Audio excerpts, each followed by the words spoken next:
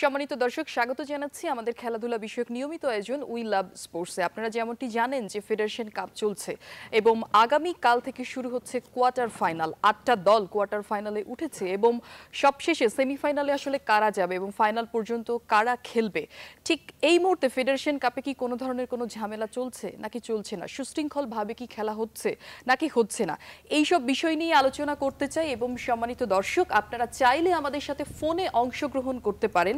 Football নিয়ে আপনাদের যদি কোনো কিছু জানবার থাকে তাহলে আমাদের আজকের যেই দুজন অতিথি আছেন সরাসরি তাদের কাছে প্রশ্ন করতে পারেন।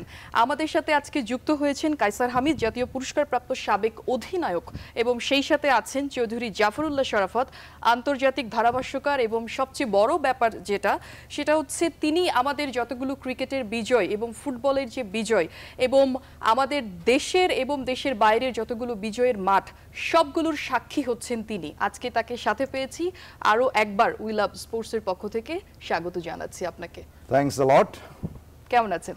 অনেক ভালো। আচ্ছা, যেহেতু আমি আপনাকে আজকে পেয়েছি, মানে এর চেয়ে মানে শুভকর সূচনা আসলে হয় না।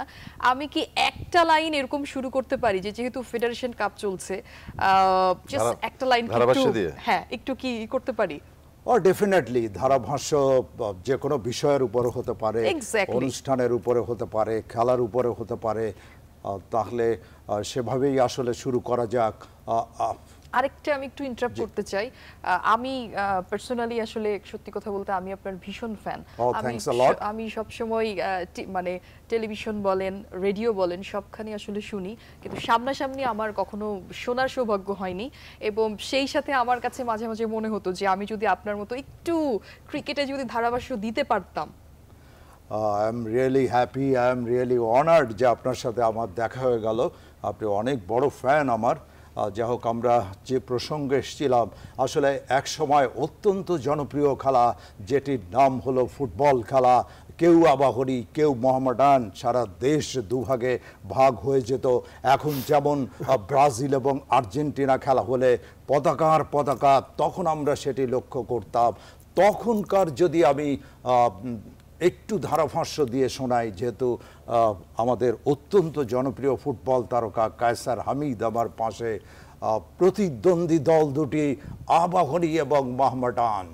আক্রমণে আবাহনী, বল পেয়ে গেলেন আসলাম, কিন্তু সেন্টার হেড কায়সার হামিদ তিনি লম্বা পা দিয়ে বলটি রক্ষা করলেন অত্যন্ত সার্থকতার সাথে।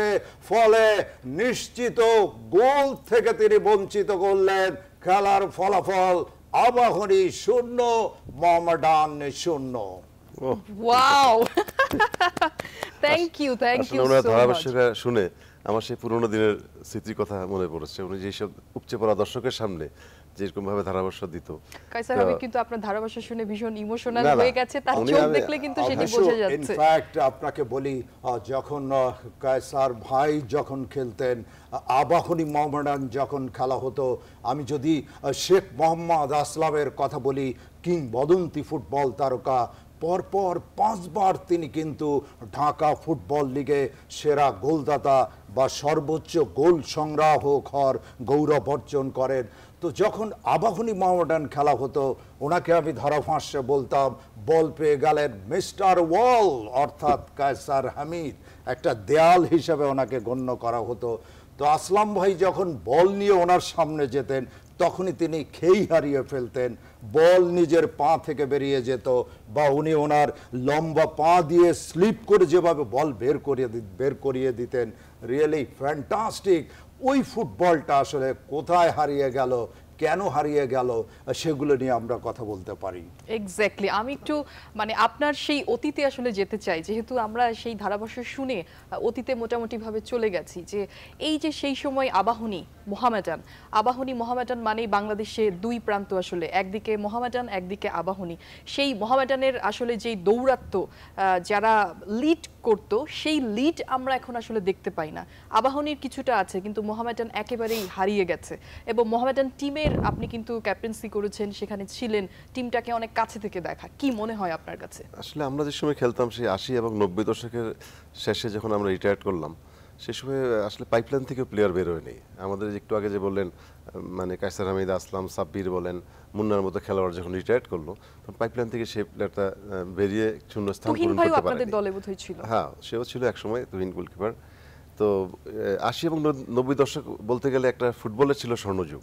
সেই সময় মানে মিডিয়া কাভারেজ থেকে শুরু করে যেরকম উপচে পড়া দর্শক হতো, দেশ দুইটি ভাগে বিভক্ত হয়ে যেত, এমনকি একটা বাসায় যদি দুই ভাইয়ের মধ্যে মারামারি লেগে যেত এবং পতাকা দেখে আজকে মনে হতো যে আজকে ছড়াছড়ি দেখে মনে হতো যে আজকে মডার্নের খেলা আছে না আহ্বানের খেলা আছে। দুই দলের পতাকা লাগানো নিয়ে অনেক মারামারি হতো, অনেক মানুষ খুন হতো। একবার প্রায় ৫ জন না ৬ জন মারা গিয়েছিল। তখন তো অলরেডি ফুটবল খেলা বন্ধ করে দিয়েছিল এরশাদ সাহেব, আপনার মনে আছে কিনা জানি না। তারপরে বাধ্য হয়ে সে দর্শকবিহীন স্টেডিয়ামে একবার খেলতে হয়েছে আমাদের আর্মি স্টেডিয়ামে। মানে এতই উত্তেজনা ছিল খেলায় যে কত লোক মারা যাবে ওই খেলায়, কেউ যদি হারে এই খেলা স্টেডিয়ামে দেওয়া সম্ভব না। তারপরে আমরা এই একটাই খেলা খেলেছিলাম দর্শক শূন্য স্টেডিয়ামে। তো এখন যেসব খেলা হয় তো দেখা যাচ্ছে ওই দর্শক শূন্য স্টেডিয়াম সেরকম ওই আমরা 87-এর কথা আমার যতটুকু মনে আছে, চৌধুরী ভাই মনে আছে কিনা জানি না, এরশাদ স্টেডিয়ামে আমরা খেলেছিলাম। বর্তমান অবস্থা হইল সে 87-এ ইনফ্যাক্ট আপনাকে বলি যে ওই খেলায় দর্শক শূন্য মোহামেডান আপনার দলই আবাহনীকে 2-0 গোলে পরাজিত করে। তখনকার সুপারস্টার যদি বলি সম্রাট হোসেন এমিলি, তিনি ওই খেলায় গোল করেন। ওই খেলারও ধারাভাষ্য বাংলাদেশ টেলিভিশনে সরাসরি সম্প্রচার করি। আমি যেটি বলতে চাই যে ফুটবল কেন হারিয়ে গেল, আপনি দেখুন যে ঢাকায় যে লিগ হতো আমাদের, ঢাকার পাশাপাশি যদি আমি চট্টগ্রামের কথা বলি, খুলনার কথা বলি, সিলেটের কথা বলি, ফরিদপুরের কথা বলি, নারায়ণগঞ্জের কথা বলি, জমজমাট ফুটবল লিগ হতো। এখন সেগুলো টোটালি বন্ধ। খুলনা থেকে শেখ মোহাম্মদ আসলাম, সালাম মুর্শিদি, জোসি, রুমির মতো খেলোয়াড় বেরিয়ে এসছে, মজিদের মতো খেলোয়াড় বেরিয়ে এসছে। আমি যদি চট্টগ্রামের কথা বলি, আশিস ভদ্র, খসরুর মতো খেলোয়াড়, আমি পান্নার কথা বলতে পারি, অনেকের কথা আমার মনে পড়ে যায় যারা নাকি সেই সময়ের খ্যাতিমান স্বনামধন্য খেলোয়াড়। নারায়ণগঞ্জ থেকে চুন্নু ভাইয়ের মতো খেলোয়াড়, দুর্দান্ত অ্যাটাকার, বলার অপেক্ষা রাখে না। মানে লাইন দিয়ে যেভাবে কোমর দুলিয়ে দুলিয়ে বল নিয়ে প্রবেশ করতেন, রিয়েলি এক কথায় যদি বলি সুপার ফিনিশ বা যেটিকে বলে ক্লিনিক্যাল ফিনিশ, সেটি তিনি করতে সক্ষম হতেন। গাউসের কথা বলতে পারি, নারায়ণগঞ্জ থেকে বেরিয়ে আসা সম্রাট হোসেন এমিলি, ফরিদপুর থেকে সালাউদ্দিনের মতো ফুটবল তারকা, তারা বেরিয়ে এসছে। সিলেট থেকে কায়সার হামিদ, কুষ্টিয়ার কথা যদি বলি সাব্বিরের মতো ফুটবলার, যাকে বলা হতো সেই সময় বাংলার ম্যারাডোনা। কোথায় সেই সাব্বির, কায়সার হামিদ, মনিম মুন্না, শেখ মোহাম্মদ আসলাম? শুনবো যে এই যে কোথায় আসলে তারা, এবং এখন আসলে এই রকম প্লেয়ার আমরা আসলে কেন পাচ্ছি না। তার আগে একটা ফোন নিতে চাই। দর্শক কে আছেন সাথে, আপনার নাম বলে প্রশ্নটি করুন। জি, আমার নাম সুমন, ফরিদপুর থেকে বলছি। জি বলুন, কার কাছে প্রশ্ন আপনার? বলেন। যে আমার প্রশ্নটা ক্ষুদা আর দুজনের কাছে, যে বাংলাদেশে যে ফেডারেশন কাপ ফুটবল হইতেছে এটার প্রচার প্রচারণা কতটুকু? ধন্যবাদ আপনাকে, সাথেই থাকুন, আমরা ফেডারেশন কাপ নিয়ে আলোচনা করব। উনি যেটি বলছেন যে আসলে প্রচার প্রচারণা, আমরা এটি নিয়ে শুনবো। আসলে তার আগে একটু আপনাদের দুজনের কাছে জানতে চাই, এই যে প্লেয়ারদের নাম আমরা আসলে দেখুন 2017-তে এসেও যারা খেলছেন তাদের নাম কিন্তু আমাদের মুখে ওভাবে আসছে না। আমরা কিন্তু সেই আমাদের এক্স যারা প্লেয়ার তাদের কথাই কিন্তু বারবার করে বলছি, এবং তারা যেভাবে খেলে গেছেন, তাদের যে ভালোবাসা দিয়ে তারা খেলে গেছেন, যেইভাবে ফুটবলকে তারা উচ্চ জায়গায় একটা পৌঁছে দিয়ে গেছেন, সেই জায়গাটা কি এখনকার প্লেয়াররা পাচ্ছেন? এবং আমরা এখন কেন আসলে ওই রকম কায়সার হামিদ, সালাম মুর্শিদি, জুয়েল রানা, তুহিন ভাই এনাদের মতো আসলে প্লেয়ার পাচ্ছি না? আপনার কাছে কি মনে হয়? আপনাকে যদি আমি জিজ্ঞাসা করি যে এখন যারা বাংলাদেশ জাতীয় দলের হয়ে খেলে থাকেন, তারা যদি এখান দিয়ে হেঁটে যায়, আপনি কাউকে চিনবেন না? আমি কাউকে চিনব না। কিন্তু কায়সার হামিদ যদি এখনো হেঁটে যায়, এই বসুন্ধরার এখান দিয়ে ঘোরাঘুরি করে, এখনো তার পাশে আপনি দেখবেন 10 জন 20 জন লোক তাকিয়ে তাকিয়ে দেখে, দেখো কায়সার হামিদ যায়। জি। আপনি যখন কায়সার হামিদরা অবতীর্ণ হতেন আবাহনীর বিরুদ্ধে, কায়সার হামিদের খেলা দেখার জন্য, সাব্বিরের খেলা দেখার জন্য, তাদের ব্যক্তিগত পারফরমেন্স দেখার জন্য যদি টোটাল মোহামেডান গ্যালারিতে 30,000 লোক প্রবেশ করত, ওনার খেলা দেখার জন্য 15,000 দর্শক মাঠে প্রবেশ করত ব্যক্তিগত পারফরমেন্স দেখার জন্য। যদি আবাহনীর কথা বলি, সালাউদ্দিন, চুন্নু, তাদের ফুটবল খেলা দেখার জন্য, ব্যক্তিগত পারফরমেন্স দেখার জন্য টোটাল গ্যালারিতে যদি 30,000 থাকে, 15,000 দর্শক তাদের খেলা দেখার জন্য মাঠে প্রবেশ করত। সেই জিনিসটা প্রথমে যেটা বলেছিলাম আমি, যে উল্লেখ করেছিলাম যে যখন আমরা রিটায়ার করলাম 90 দশকের শেষে, সেই পাইপলাইন থেকে সেরকম মানের প্লেয়ার বের হয়নি। এবং আমাদের মোহামেডান এবং আবাহনীতে যেসব বিদেশি মানের খেলোয়াড়রা এসেছে, আমেকা, বিজন তেহরি, নালজেগার সহ আরো রহিমভ ছিল, আরো যেরকম অন্যদিকে ধরেন আবাহনীতে করিম মোহাম্মদ, শামী শাকিরের মতো খেলোয়াড়, মনোরঞ্জন ভাস্কর এসেছে, চিমা এসে খেলে গেছে, তারপরে তো প্রেমলাল তো এবং পাকির আলী দীর্ঘদিন সেখানে খেলেছে। এই মানের খেলোয়াড়রা কিন্তু এখনো আসে নাই। মানে এই জন্য আসলে কারা দায়ী, মানে কেন হচ্ছে না সেটা? কাসার, আমি যদি আচ্ছা, তার আগে মানে আমি আজকে সত্যি অভিভূত, বিকজ আপনাদের দুইজন মানে পেয়েছি, এত বেশি ফোন আসবে করার কিছু নাই। দর্শক কে আছেন সাথে, আপনার নাম বলে প্রশ্নটি করুন। হ্যালো, শুনছি, প্রশ্নটা করেন।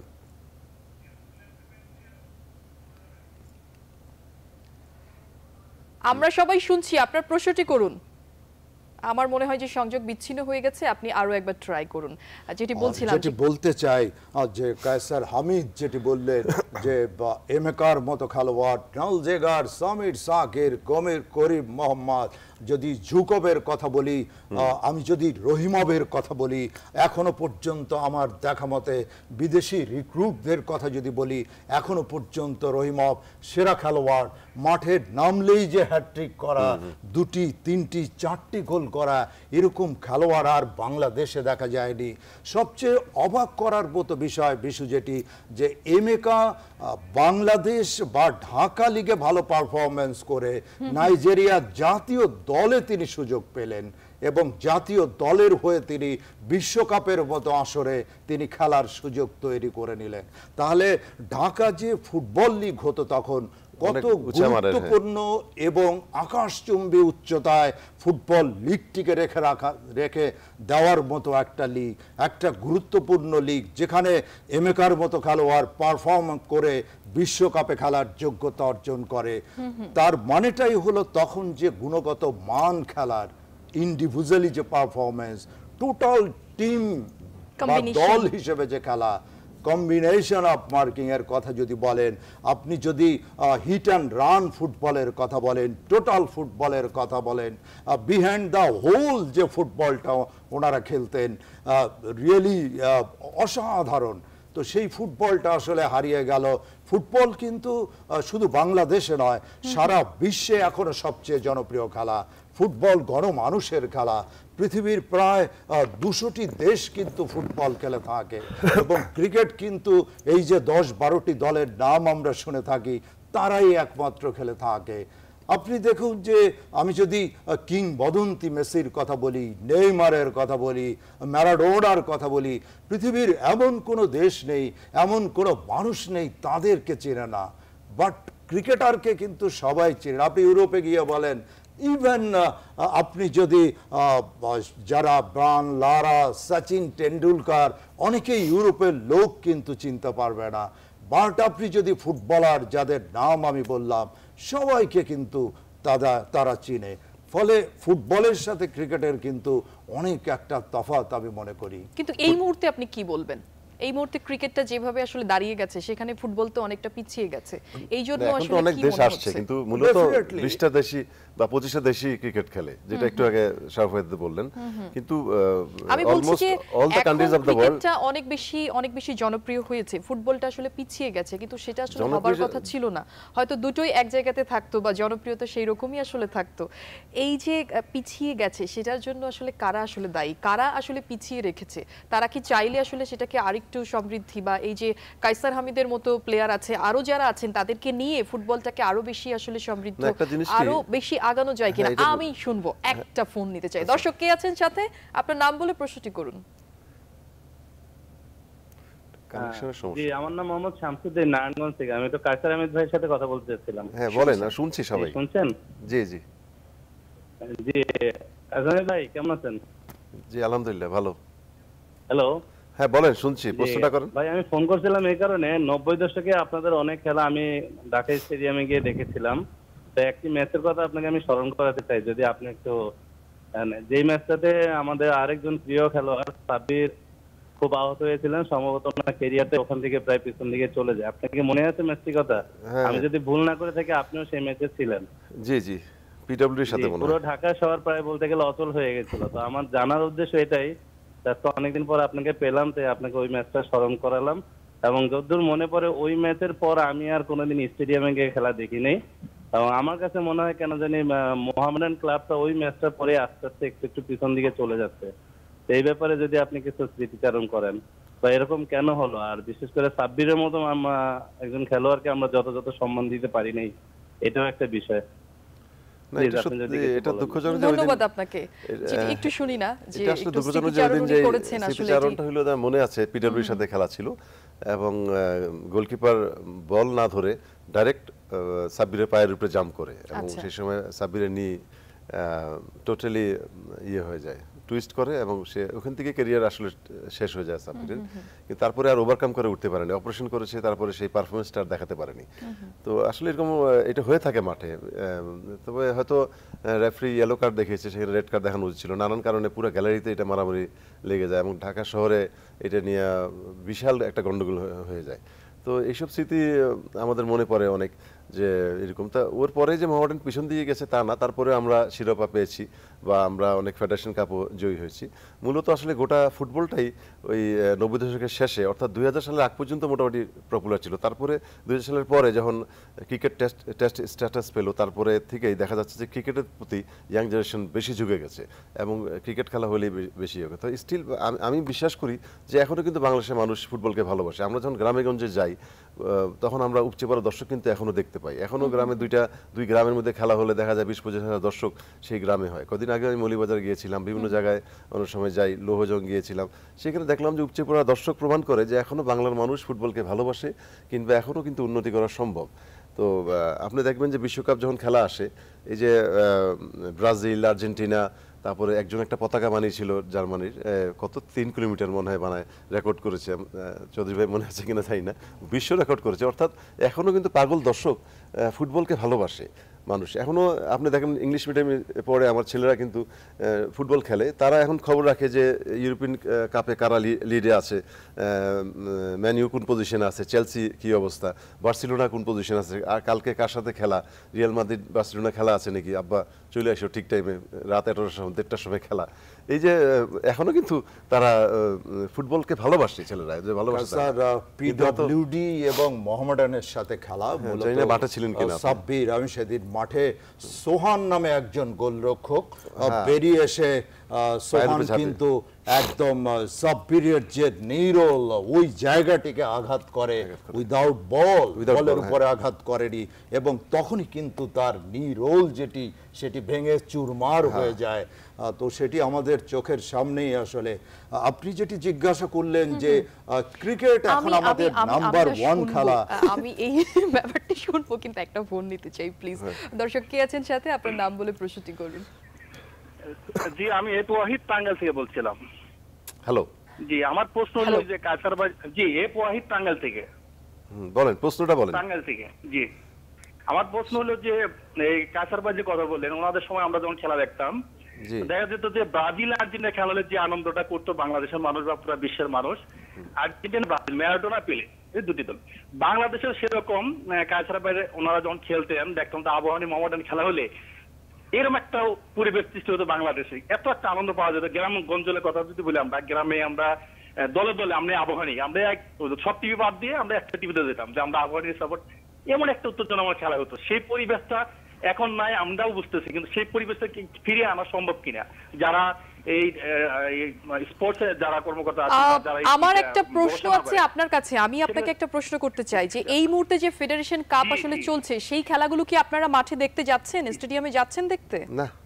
আমি একটু সেটা আমাকে বলুন যে এই মুহূর্তে আপনারা আবাহনী মোহামেডানের কথা বলছেন, কিন্তু এখন যে ফেডারেশন কাপ চলছে সেটা কি দেখতে যাচ্ছেন আপনারা দল বেঁধে? কালকে মোহামেডানের খেলা আছে। কালকে তো মোহামেডানের খেলা আছে, কালকে মোহামেডানের খেলা আছে আপনার হলো প্রথম শেখ জামালের সাথে। তো এই যে শেখ জামালের সাথে ফার্স্ট কোয়ার্টার ফাইনাল, সেটা কি আপনারা দেখতে যাবেন সেই খেলা? এখন আপনারা বলছেন জি জি জি, আসলে কেউ যায় না, এইভাবে প্রশ্ন করতে পারেন, কিন্তু আপনারা যদি মাঠে গিয়ে খেলা না দেখেন কখনো ফুটবল আসলে এগোবে না। আমরা সেই বিষয়গুলো নিয়ে আলোচনা করব, কিন্তু তার আগে আমরা একটা ব্রেকে যেতে চাই। দর্শক সাথেই থাকুন, ফিরছি খুব শীঘ্রই।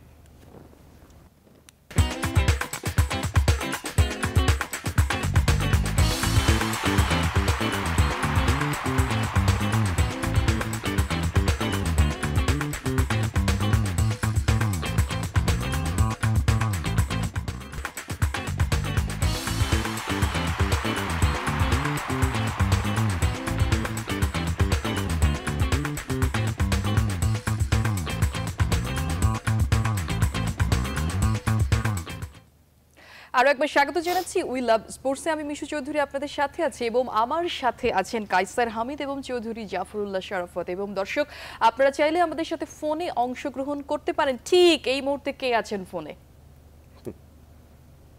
শুনতে চাই আপনার কথা। হ্যালো, নাই মনে হয়।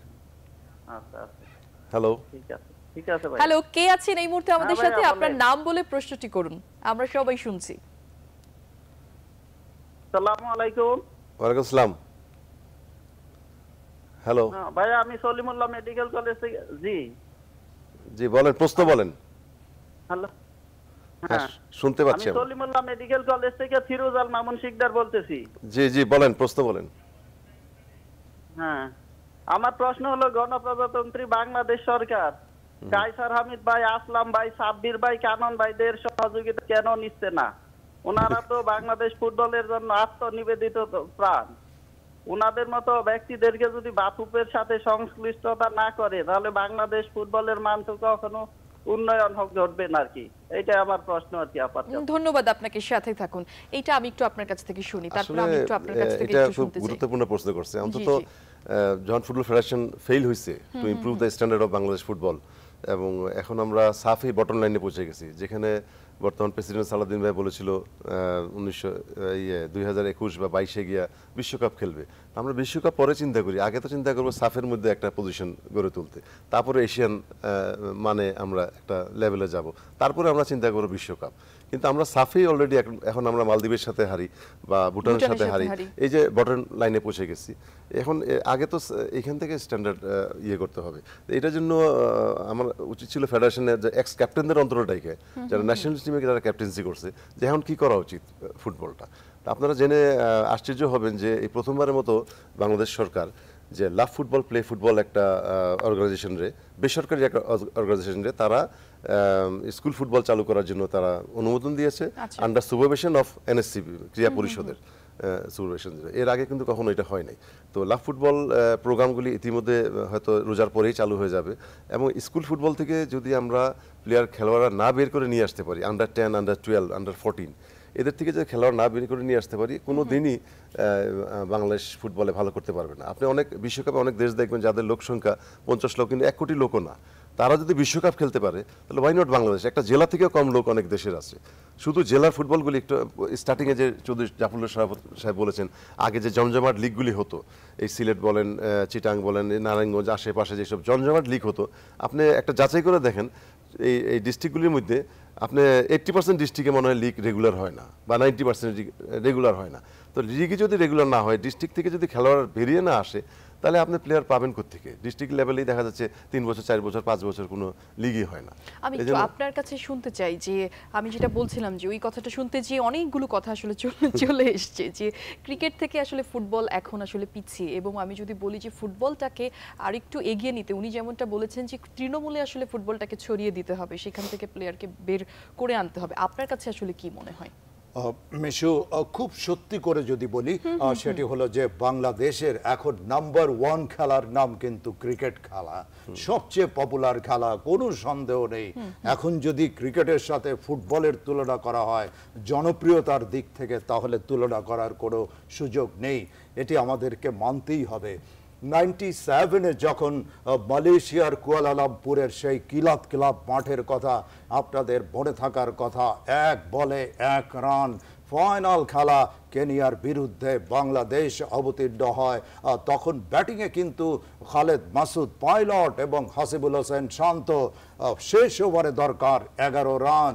প্রথম বলটিকে 6-এ পরিণত করে খালেদ মাসুদ পাইলট, এবং যখন 1 বলে 1 রান তখন কিন্তু ব্যাটিংয়ে পার্ট অফ হিস্ট্রি আমি বলবো হাসিবুল হোসেন শান্ত, তার প্যাডে লেগে বল চলে যায় ফাইন লেগে, এবং বাংলাদেশ চ্যাম্পিয়ন হওয়ার গৌরব অর্জন করে। তখন একমাত্র রেডিও বা বাংলাদেশ বেতার ওই খেলার ধারা বিবরণী সরাসরি সম্প্রচার করে। আমি যদি বলি জমির কৃষক থেকে শুরু করে রিক্সাওয়ালা থেকে শুরু করে দেশের মাননীয় প্রধানমন্ত্রী পর্যন্ত তাদেরকে কিন্তু বেতারের মাধ্যমে কথামালার মাধ্যমে এক জায়গায় করে ফেলি আমি ধারাভাষ্যের মাধ্যমে। তার আগে পর্যন্ত সব ফুটবল নিয়ে মাতামাতি করা হতো, কেউ আবাহনী কেউ মোহামেডান। ওই যে মানুষকে ঐক্যবদ্ধ করা, ক্রিকেট যে একটা জনপ্রিয় খেলা, ক্রিকেট যে একটা উত্তেজনাপূর্ণ খেলা, ক্রিকেট যে প্রতিটি বলের রন্ধ্রে রন্ধ্রে উত্তেজনা থাকে, এইভাবে ব্যাট করলে বলকে 4-এ বা 6-এ পরিণত করা যায়, এইভাবে বল করলে আসলে উইকেট লাভ করা যায়, এটি বাঙালি জাতিকে কিন্তু প্রথম আমি জানান দেই। তারপর যখন বাংলাদেশ জিতে গেল, রোডে নেমে আসা আনন্দ উদ্বেল আপনারা খুব ভালো করেই জানেন। আর কিন্তু বাঙালি জাতি ঘরে ফিরে যায়নি, এখনো তারা ক্রিকেটের পাশে, ইনশাআল্লাহ ভবিষ্যতেও থাকবে। ফুটবল কেন হারিয়ে গেল, কিভাবে ফুটবল ফিরিয়ে আনা যায়, এইটা না একটু শুনবো একটা ফোন নিয়ে। কে আছেন সাথে? দর্শক আপনার নাম বলে প্রশ্নটি করুন। জি, আসসালামু আলাইকুম। আমার নাম সাইফুল আহমেদ, আমি হবিগঞ্জ থেকে বলছি। জি বলেন, প্রশ্ন বলেন। আমি কায়সার ভাইয়ের সাথে একটু কথা বলবো। জি বলেন, আমরা শুনছি। জি কায়সার ভাই, আপনাকে দেখে খুব ভালো লাগলো, অনেকদিন পরে দেখলাম। কিন্তু আমার প্রশ্নটা হলো যে বাংলাদেশকে ফুটবলের ভবিষ্যৎটা কি, এবং আপনার মতো কায়সার ভাই কি আবার আমরা দেখবো এই বাংলাদেশে? ধন্যবাদ আপনাকে। আসলে আমরাও চাই যে আমার মতো খেলোয়াড়, আসলাম ভাইয়ের মতো, সাব্বির মতো, মুন্নার মতো খেলোয়াড় বেরিয়ে আসুক এবং দেশ ও জাতির মুখ উজ্জ্বল করুক, এরকম খেলোয়াড়। কিন্তু এটা প্রথমেই আমরা বলেছি যে আসলে আমরা যখন রিটায়ার করলাম 90 দশকের শেষে, তারপরে থেকে পাইপলাইন থেকে সেরকম মানের খেলোয়াড় বের হয়। আমরা কিন্তু বারবার করেই কিন্তু হ্যাঁ, এটা বারবার করে বলছি। আপনার প্রশ্নের উত্তর কিন্তু এর আগে প্রথমে অলরেডি দিয়ে ফেলেছি। আমি একটু চৌধুরী জাফর মোশাররফ আপনার কাছে শুনতে চাইছি, আপনি বলছিলেন যে ক্রিকেট থেকে কেন পিছিয়ে ফুটবল, সেটি একটু শুনবো। না, ফুটবল এখনো ভালোবাসি, পিছিয়ে আমি বলবো না। আমি কিন্তু এটা একসময় বলেছিলাম ফুটবল কিন্তু এখনো মানুষ খবর রাখে। কায়সার ভাই, বাস্তবতা আপনাকে স্বীকার করতেই হবে, স্টেডিয়ামে হয়তো যায় না, বাংলাদেশের নাম্বার 1 খেলার নাম ক্রিকেট খেলা, এবং ক্রিকেট বাংলাদেশের সবচেয়ে জনপ্রিয় খেলা। যে দলে খেলে বিশ্বের নাম্বার 1 অলরাউন্ডার সাকিব আল হাসান, বিশ্বের নাম্বার 1 বোলার মুস্তাফিজুর রহমান। এখন আসলে আপনি যদি গ্রাফটা দেখেন অনেক ঊর্ধ্বমুখী, আসলে আর নিম্নমুখী হওয়ার কোনো সুযোগ নেই বাংলাদেশ। আমি প্রায় বলে থাকি বিশ্বকাপ ক্রিকেটে বাংলাদেশ বিশ্ব চ্যাম্পিয়ন হবে, সেই স্বপ্ন আমরা দেখি। ফুটবল নিয়ে কথা বলি, দেখুন একটা সময় আমাদের দেশে এই অনেক দিন পরে পায়োনিয়ার ফুটবল লিগ শুরু হলো, যেখান থেকে বেরিয়ে এসেছিল সম্রাট হোসেন এমিলির মতো ফুটবলার। মাত্র শুরু হলো এতদিন পরে, এতদিন ধরে বন্ধ। সোহরাওয়ার্দী কাপ হতো, শেরে বাংলা জাতীয় ফুটবল হতো, মাহমনি কাপ, তারপরে নিটল টাটা জাতীয় ফুটবল লিগ হতো, ঢাকায় হতো, ঢাকার বাইরে চট্টগ্রাম, খুলনা, রংপুর, ময়মনসিংহ সব জায়গায় হতো। কিনা জানি না, আগা খান গোল্ড কাপ, এটা খুব পপুলার একটা gold cup, Aga Khan gold cup, president gold cup. 1978 সালের কথা, কায়সার হামিদ যখন যুব ফুটবল হতো ঢাকার বঙ্গবন্ধু মাঠে, সেই আপনার মনে থাকার কথা ঈসা বাকের, আলী বাকের, হারিস মোহাম্মদ, তাদের যে ফুটবল, আমি বলবো যে শিল্পিত ফুটবল, নান্দনিক ফুটবল, যাদের খেলা দেখে মানুষ উদ্বেলিত হতো, সেই সব খেলা টোটালি বন্ধ। কোনো আন্তর্জাতিক ফুটবল টুর্নামেন্টও তেমন একটা হয় না। আপনি দেখুন যখন লাল দল সবুজ দল, কায়সার বড় থাকার কথা আপনার, গোলরক্ষক লাল মোহাম্মদ ধারাভাষ্যে বলতাম একাই 100। তখন বাংলাদেশ, দক্ষিণ কোরিয়া, যারা নাকি বিশ্বকাপে সেমিফাইনালে একবার খেলার যোগ্যতা অর্জন করলো, জাপান যারা নাকি বিশ্ব ফুটবলের অন্যতম পরাশক্তি, তাদের বিরুদ্ধে বাংলাদেশ যেটিকে বলে প্রতিদ্বন্দ্বিতার স্পন্দন, প্রতিদ্বন্দ্বিতার পরশ, তুল্যমূল্য প্রতিদ্বন্দ্বিতা গড়ে তুলতে সক্ষম হতো। আর এখন ভুটানের সাথে পরাজিত হয় বাংলাদেশ। আসলে ফুটবলের কফিনে শেষ পেরেকটা আসলে ঠুকে দেওয়ার মতো একটা অবস্থা। ফিরিয়ে আনার জন্যে আমি যেটি বলবো যে ডেফিনেটলি প্ল্যানিং গ্যাপ, ডেফিনেটলি সংগঠকরা দায়ী। আপনি দেখুন, খুব বেশি দিন আগের কথা নয়, আমি যদি সুপার কাপের কথা বলি, এই মাত্র 2-3 বছর আগের কথা, গ্যালারি আমি যেটি ধারাভাষ্য যখন দেই, জনগর্জনে প্রকম্পিত, জনগর্জনে আন্দোলিত, জনজোয়ারের একটা হিমাচল লক্ষ্য করলাম, ফুটবলের পল্লব, ফুটবলের হিল্লোল সবই লক্ষ্য করলাম। তাহলে সুপার কাপে যদি জ্যাম প্যাকড হতে পারে গ্যালারি, তারপরে আবার কোথায় হারিয়ে গেল দর্শক? তার কারণ প্ল্যানিং গ্যাপ, সংগঠকদের ব্যর্থতা। দেখুন, যে জেলাগুলো হোম অ্যান্ড অ্যাওয়ে ভিত্তিতে ফুটবল চালু করা দরকার। আপনি যে স্কুল ফুটবল, যেটি শেখ মোহাম্মদ আসলাম, 5000 হলো পার্টিসিপেন্ট। আপনি মেসির কথা বলুন, বার্সেলোনার যে এজ গ্রুপ, সেই আন্ডার 13 থেকে বেরিয়ে আসা, তো সেই যে আপনার ক্লাবগুলোরও তো অনেক বড় ভূমিকা থাকে। সব ফুটবল ফেডারেশন করে দিবে এটি আমি মনে করি না। ক্লাবের যে এজ গ্রুপের যে দলগুলো, সেগুলো কোথায়? একাডেমি কোথায়? মেসি বার্সেলোনার একাডেমি থেকে বেরিয়ে এসছে। আপনাকে 8 বছর থেকে শুরু করতে হবে। আপনি 15, 16, 17 বছরে তাকে প্রশিক্ষণ দিবেন, কোনো লাভ নেই আসলে। 8 বছর থেকে শুরু করতে হবে। এবং প্রতিটি উপজেলা বলেন, প্রতিটি জেলা বলেন, কায়সার হামিদ অলরেডি বলছিলেন যে তৃণমূলে আসলে ফুটবলটাকে ছড়াতে হবে। আমি একটা ফোন নিতে চাই। দর্শক কে আছেন সাথে, আপনার নাম বলে প্রশ্নটি করুন। শামীম, ফরিদপুর থেকে। আমি জাফরুল্লাহ শারাফত সাহেবের কাছে জানতে চাচ্ছিলাম যে আমাদের বেতারে পূর্বে যে রেডিওতে আমরা বেতারটা শুনতে পারতাম ক্রিকেট বিশ্লেষণ, কিন্তু বর্তমানে বিশ্লেষণটা মূল খেলার তথ্য থেকে দেখা যাচ্ছে যে এক্সট্রা বিশ্লেষণটা খুব বেশি হচ্ছে। প্রাণ অমুকের পক্ষ থেকে, অথবা খেলাতে যে কয়টা রান বা যা করলো সেটার থেকে দেখা যাচ্ছে যে এমন ভাবে কথাটা বলা হচ্ছে যে হ্যাঁ খুব বেশি করতেছেন প্লেয়ার সম্পর্কে, বাট মূল তথ্য আমরা যেটা শুনতে চাই 4 হলো না 6 হলো, স্কোরটা কত, এই স্কোরটা বলার থেকে খেলোয়াড়দের গুণগান খুব বেশি করা হচ্ছে। আপনার প্রশ্নটি আমরা বুঝতে পেরেছি, আপনি সাথেই থাকুন। আমরা ছোট্ট একটা বিরতিতে যাচ্ছি। বিরতি থেকে এসে আমরা আসলে কথা বলবো যে আসলে স্পন্সররা যেভাবে আসলে স্পন্সরশিপ দিচ্ছেন, তারা কি আসলে শুধু তাদের মার্কেটিংটাই করছেন, নাকি সেই সাথে ভালোবেসে খেলাটাকেও তারা আসলে এগিয়ে নেবার জন্য আসলে স্পন্সরশিপ দিচ্ছেন? দর্শক সাথেই থাকুন, ফিরছি খুব শীঘ্রই। প্রাণের বিরুদ্ধে সত্যি কথা।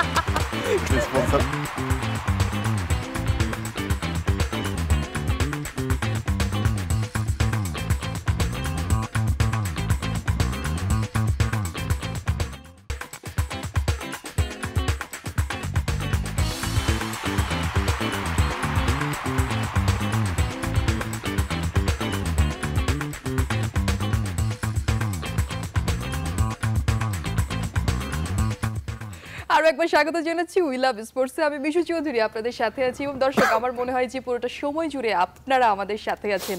আরো একবার স্বাগত জানাচ্ছি কায়সার হামিদ এবং চৌধুরী জাফরুল্লাহ শারাফত। কায়সার হামিদ, আপনার কাছে আমি শুনতে চাই যে প্রচার আসলে ফেডারেশন কাপ চলছে, সেখানে প্রচার আসলে সেভাবে হচ্ছে কিনা, এটি সুমন একজন প্রশ্ন করেছিলেন, সেটা একটু আপনার কাছে শুনতে চাই।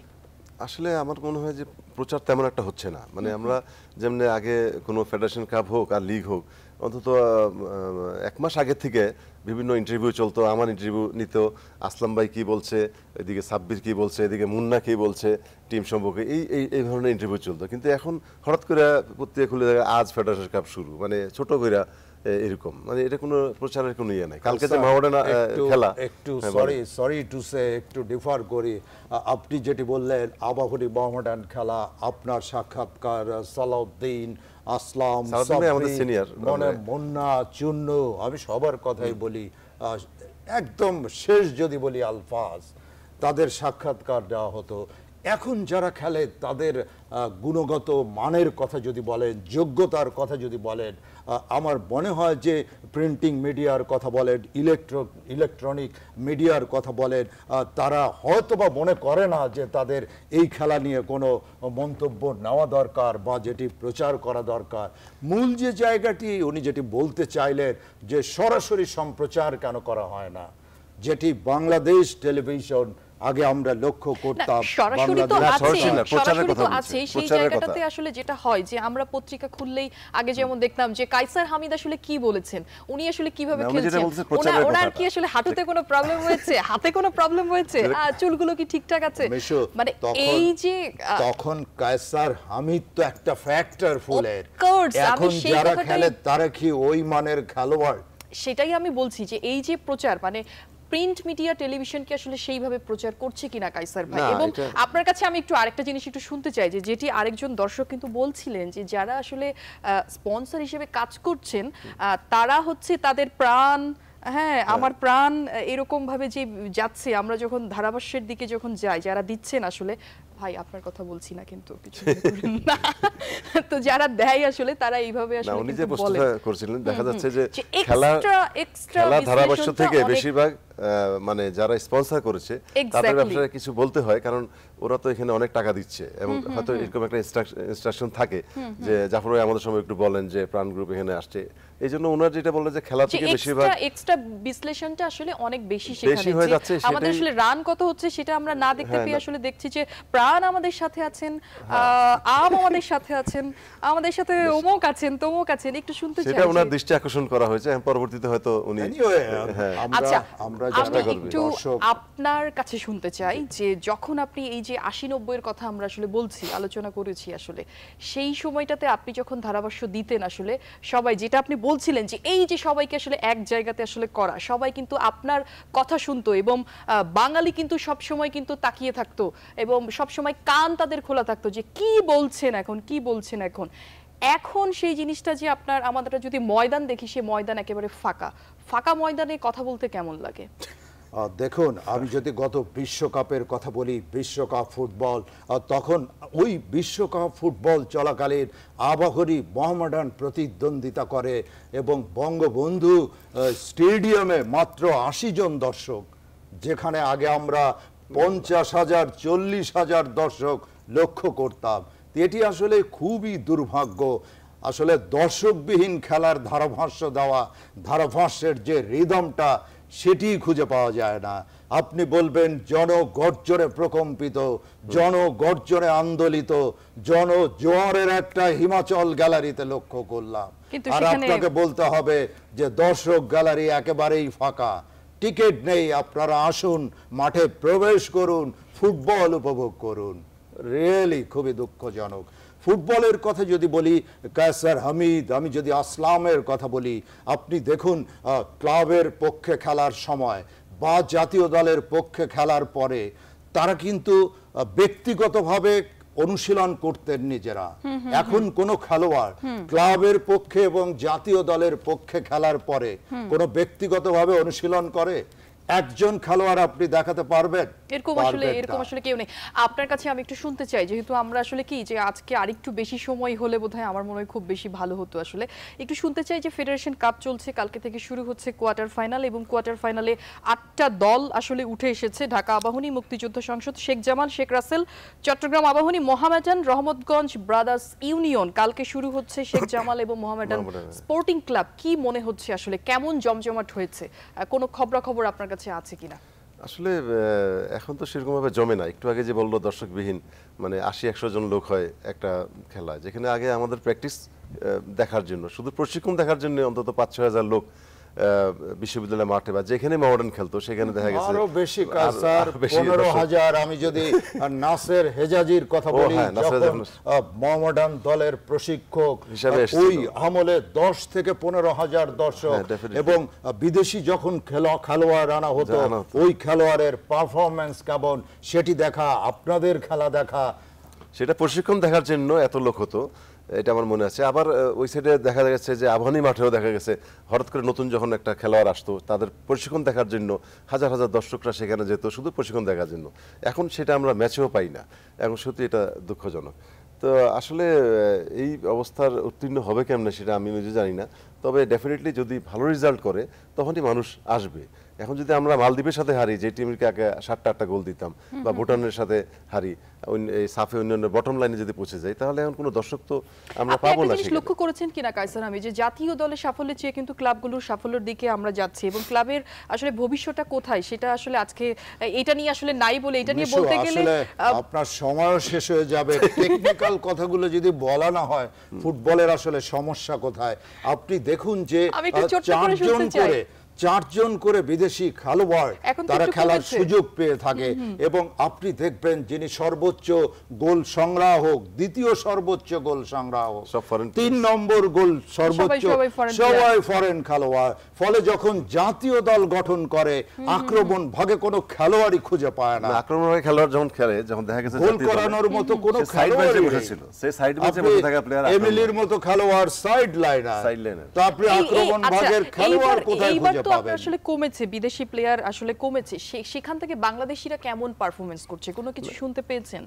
আসলে তেমন কোন স্ট্রাইকার তো নেই বললেই চলে। এখন দুই একজন আছে যারা দেখা যাচ্ছে বিদেশিদের ভিড়ে তারা এখানে সুযোগ পায় না, হারিয়ে যায় কিছুক্ষণ খেলে। আবার যদি আক্রমণ ভাগের খেলোয়াড় যারা আপনার মূল জাতীয় দলে, তাদেরকে পুরো মৌসুম সাইড লাইনার করে বসিয়ে রাখেন, 10 মিনিট 20 মিনিট খেলে, হঠাৎ করে জাতীয় দল যখন গঠন করবে তখন তাকে দলে অন্তর্ভুক্ত করবেন, তাহলে কিভাবে গোল করতে হয় সেটি তো তার ভুলে যাওয়ার কথা।